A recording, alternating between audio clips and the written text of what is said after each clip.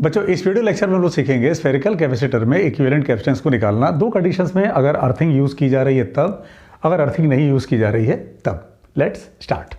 पहले हम लोग बात करेंगे अगर अर्थिंग नहीं की गई हो तब हम कैसे इक्विवेलेंट कैपेसिटेंस निकालेंगे। हमारे पास ये तीन स्फेरिकल शेल्स हैं, रेडियस r, 2r और 3r के, और हमें निकालना किसके किसके बीच में है इक्विवेलेंट कैपेसिटेंस a और b के बीच में। बेटा एक फार्मूला जो कि इक्विवेलेंट कैपेसिटेंस के लिए यूज होता है, C = 4 pi epsilon not R1 R2 by R2 minus R1। ये फार्मूला यूज़ होता है अगर हमारे पास R1 R2 शेल हो, उनके बीच के कैपेसिटेंस को निकालने के लिए। हमें क्या करना है, A और B के बीच में निकालना है। तो बेटा इसमें क्या करते हो, अगर अर्थिंग नहीं यूज़ हो रही है तो आप इस शेल के, इनर शेल के आउटर सरफेस से स्टार्ट करोगे नंबरिंग 1 2 3 4, यानी आप इनर शेल के आउटर सरफेस और आउटर मोस्ट शेल के इनर सरफेस, यहाँ तक आप नंबरिंग कर दो।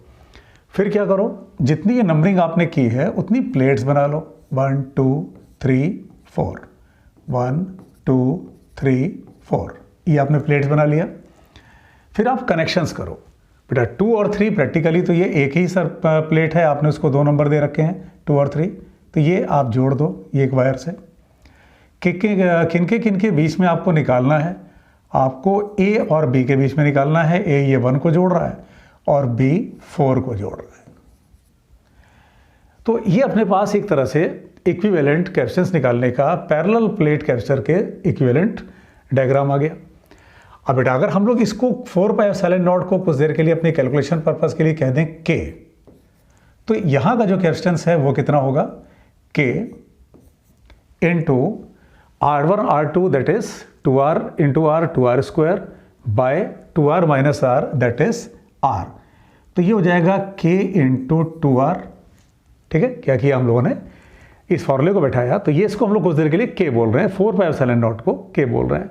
तो R1 into R2 that is 2R into R 2R square by 2R minus R that is R, तो 2R K into 2R।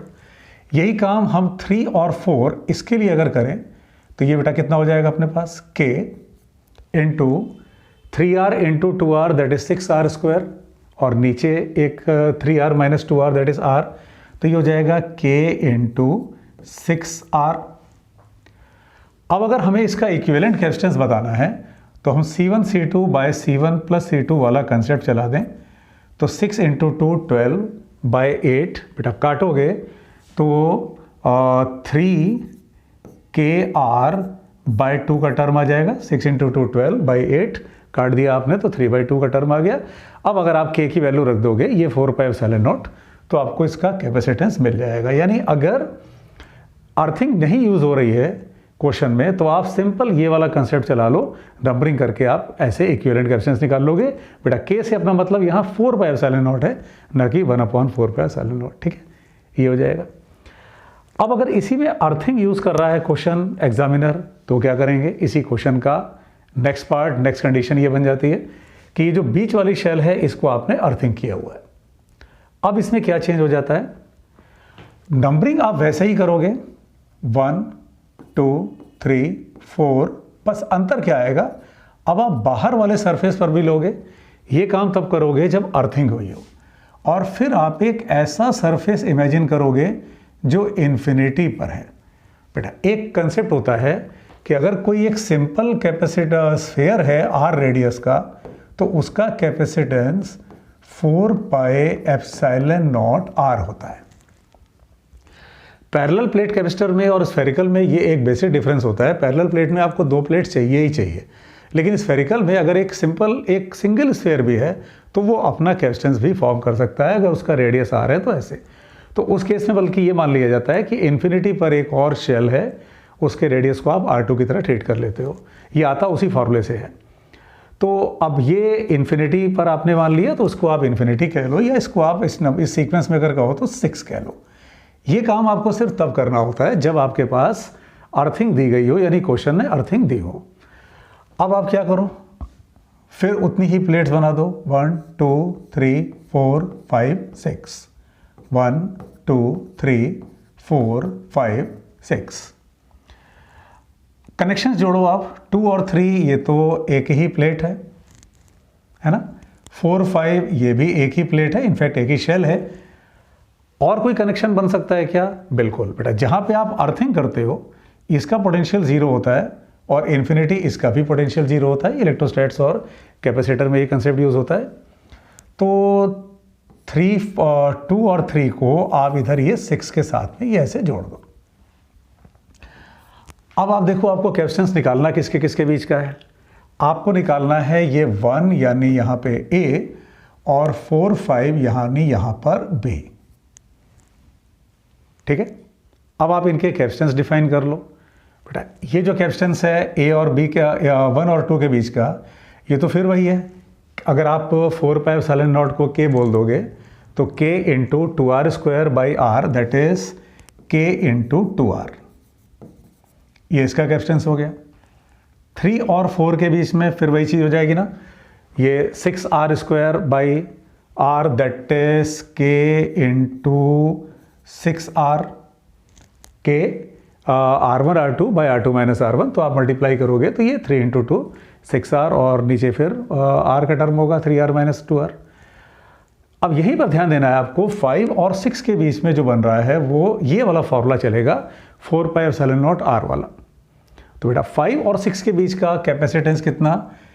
K, ये 4 पाई एप्सिलॉन नॉट और R का काम कर रहा है वहाँ 3R, तो ये हो जाएगा K इंटू 3R। अब अगर आप ध्यान से देखो तो ये दोनों कैपेसिटर्स पैरेलल में हैं और इनका जो इक्विवेलेंट आएगा वो इसके साथ सीरीज में है। तो प्रैक्टिकली आप ये कह सकते हो कि आपके पास एक कैपेसिटर तो ये हो गया, 2 को इधर कर लें हम लोग, 2KR, और इन दोनों का parallel combination that is 9KR। अब बेटा इसमें कुछ नहीं बचा, अब आप इसको अगर सॉल्व कर लो, 2 कैपेसिटर आपके पास सीरीज में हो तो उनका equivalent C1 C2 bye C1 plus C2। तो इसका मतलब ये कैपेसिटेंस हो जाएगा 18 KR बाय 11। इन केस इसी में एग्जामिनर आपसे कह दे कहीं डाइलेक्ट्रिक भरा हुआ है तो बस आप क्या करना, 4 पाई एप्सिलॉन नॉट की जगह 4 पाई एप्सिलॉन नॉट K कर देना। जैसे इस केस में बस इतना ध्यान रखना, यहाँ पे K 1/4 पाई एप्सिलॉन नॉट नहीं है, ये 4 पाई एप्सिलॉन नॉट है। इन केस जैसे एग्जामिनर ये कह दे कि भाई हमने इनके बीच में डाइलेक्ट्रिक भर रखा है, तो बस आप क्या करोगे, ये वाला जो आप केस ले रहे हो इसमें जैसे आप पैरेलल प्लेट कैपेसिटर में डाइलेक्ट्रिक फिलअप करते थे, बिल्कुल वही काम करेंगे। 4 पाई एप्सिलॉन नॉट K हो जाएगा, यानी डाइलेक्ट्रिक कांस्टेंट से मल्टीप्लाई करना पड़ जाएगा। ठीक है, तो ये कंसेप्ट इसका है बेटा, इस पर आप क्वेश्चंस की प्रैक्टिस करके देख सकते हो। ठीक है बच्चों, फिजिक्स को और स्ट्रॉन्ग करने के लिए बेटा, फिजिक्स एक कंसेप्चुअल सब्जेक्ट है, उसे और स्ट्रॉन्ग करने के लिए आप फिजिक्स मूनशॉट ऐप को डाउनलोड कर लो।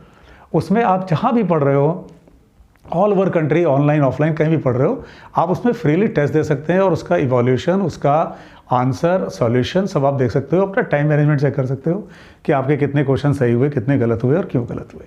बच्चों उसमें चैप्टर वाइज कोर्सेज भी हैं।